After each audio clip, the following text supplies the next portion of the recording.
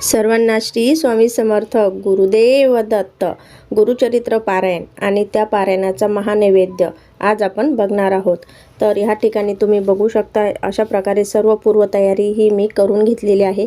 यामुळे आपल्याला नैवेद्य तयार करताना जास्त गडबड होणार नाही आणि कमी वेळेत आपला पूर्ण नैवेद्य हा तयार होईल। आजचा आपला हा जो नैवेद्य आहे हा विशेष म्हणजे कांदा लसूण न वापरता बनवलेला आहे आणि स्वामींचे आवडते पुरणपोळीचा नैवेद्य हा आपला असणार आहे। तर यासाठी आपल्याला पुरण हे अगोदर मी तयार करून घेतलेला आहे, कणिक सुद्धा तयार करून घेतलेली आहे आणि या ठिकाणी मी बासुंदी बनवणार आहे। तुम्ही याऐवजी खीर सुद्धा बनवू शकता।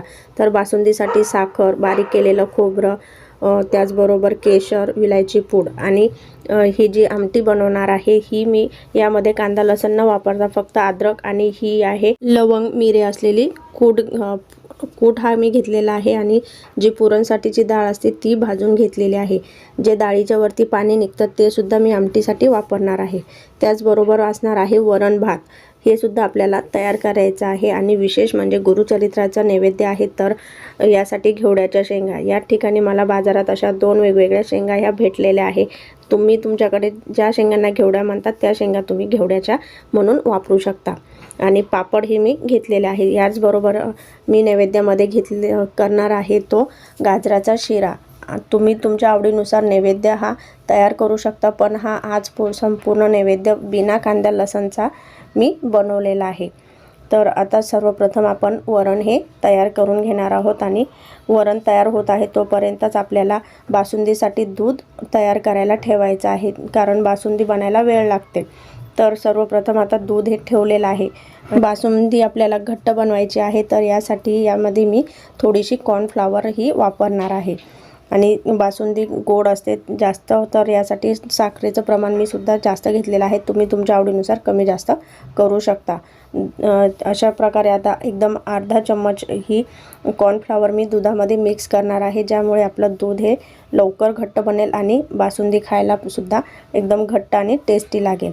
तर अशा प्रकारे संपूर्ण आता आपण हे कॉर्नफ्लॉवर मिक्स करून दुधामध्ये ॲड करणार आहोत आणि हे टाकल्यानंतर आपल्याला लगेच दूध हे ढवळून घ्यायचं आहे, ज्यामुळे याची गिठोळ्या बनायला नको। आणि तसेच नंतर यामध्ये आपण केशर, विलायची पूड, जायफळ, बारीक केलेलं खोबरं हे सर्व एक एक करून टाकून घेणार आहोत। त्याचबरोबर यामध्येच आपल्याला लगेच ड्रायफ्रूटसुद्धा हे टाकायचे आहे। तर तुम्हाला या चॅनलवरती आज फक्त एकच रेसिपीचा व्हिडिओ हा मी नैवेद्याचा आहे म्हणून शेअर करत आहे। तसेच तुम्ही या चॅनलवरती स्वामींचे रिलेटेड संपूर्ण सेवा आणि आपले जे सर्व सणवार असतात त्यांचे सुद्धा पूजा मांडणी आणि कथा वाचन हे बघू शकता। याच अगोदर मी संपूर्ण गुरुचरित्र पारायण हे 1 ते 53 अध्यायचे सर्व व्हिडिओ हे चॅनलवरती अपलोड केलेले आहे, ते तुम्ही बघितले नसाल तर जरूर बघू शकता आणि ऐकू शकता। जर तुम्हाला चॅनलवरती व्हिडिओ आवडत असेल तर जरूर लाईक करा, शेअर करा आणि सबस्क्राईब करायला विसरू नका। आता यानंतर आपल्याला बनवायचे आहे हे आमटीचं वाटण। तर यासाठी मी घेतलेलं सर्व जे साहित्य आहे हे एका मिक्सरच्या भांड्यामध्ये टाकून यामध्येच मी तिखट आणि मीठ आत्ताच दळण्यासोबत टाकून घेणार आहे। तर अशा प्रकारे आपण संपूर्ण हे विना कांदा लसूण न वापरता आपल्याला नैवेद्य हा बनवायचा आहे। तुम्ही केंद्रामध्ये जेव्हा स्वामीला नैवेद्य नेता तर त्या वेळेससुद्धा तुम्ही अशा प्रकारे हा नैवेद्य तयार करू शकता। आणि यामध्ये थोडीशी टेस्टसाठी मी थोडे 1-2-4 धणे हे ॲड केलेले आहे। आणि आता शेंगाची जर आपल्याला भाजी बनवायची आहे तर आपण कांदा किंवा लसूण बिलकुल न वापरता मिरची आणि जे जिरे आहे हे बारीक करून घेतलेले आहे। तर अशा प्रकारे आपण जेव्हा पारायण करतो तर त्यावेळेससुद्धा आपल्याला खाण्यामध्ये बरेचसे सेवेकरी असतात, त्यांना प्रश्न पडतो की आता पारायण करताना काय खावे। तर तेव्हा तुम्ही सुद्धा असे मिरची किंवा कढीपत्ता वगैरे वापरून ह्या भाज्या बनवल्या तर खायलासुद्धा टेस्टी लागतात आणि आपल्याला पारायण काळामध्ये जेवणाचा काही प्रॉब्लेम होणार नाही। एकदम टेस्टी अशी ही आपली भाजी तयार होते। मिरची परतून झालेली आहे, यामध्ये आता आपण शेंगा ह्या परतण्यासाठी टाकणार आहोत। आणि शेंगा जेव्हा आपण भाजी बनवत आहेत तेव्हा आपल्याला ताटामध्ये पाणी ठेवून ह्या भाजी वाफूनही घ्यायचे आहे, यामुळे शेंगासुद्धा लवकर नरम होतील आणि त्या कडक होणार नाही। शेंग्यांची भाजी ही तयार होत आहे, त्यानंतर आपण लगेच आमटी ही तयार करून घेणार आहोत। या ठिकाणी तुम्ही बघू शकता बासुंदी ही घट्ट झालेली आहे आणि आता आपण आमटीला फोडणी टाकून घेणार आहोत। तर अशा प्रकारे जे सर्व तिखट मीठ आपण या मसाल्यामध्ये ॲड केलेलं आहे, तर आपण डायरेक्टली ही संपूर्ण जी आमटी आहे याची फोडणीही घालून घेणार आहोत आणि नंतर लगेच आपल्याला बेसन म्हणजेच आपल्याला भजी तयार करण्यासाठी बेसनही तयार करायचे आहे। तर यामध्ये मीठ आणि जी आपण मिरची बारीक केलेली आहे, यामध्ये जिरे आणि ओवासुद्धा आपल्याला ॲड करायचा आहे। तर अशा प्रकारे एकदम टेस्टी आणि आपली नरम भजी ही तयार होतात। यामध्ये थोडासा सोडा आपल्याला ॲड करायचा आहे, कारण यामध्ये कांदा नसणार आहे।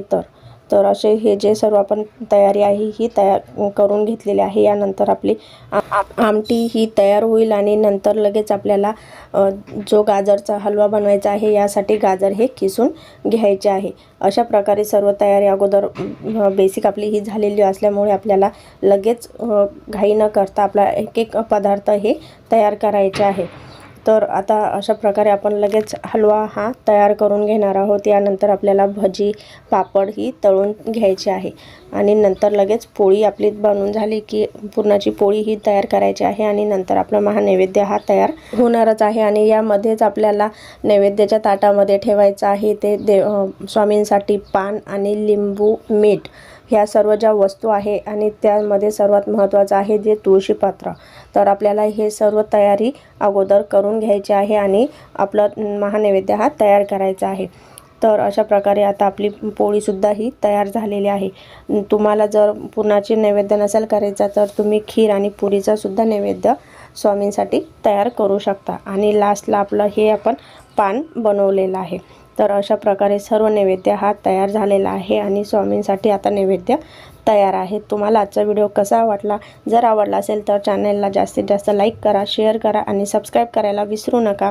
तसेच नैवेद्यासोबत मी ठेवलेले आहे 5 फळे ठेवलेले आहे आणि 5 वेगवेगळी पेढे ही मी सुद्धा आणलेले आहे आणि ताटामध्ये आपल्याला पैसे म्हणजे तुम्ही दक्षिणा म्हणू शकता किंवा ते स्वामींच्या ताटामध्ये आपण नेहमी केंद्रामध्ये ठेवत असतो, तशा प्रकारे सुद्धा मी घरी हा नैवेद्य तयार केलेला आहे।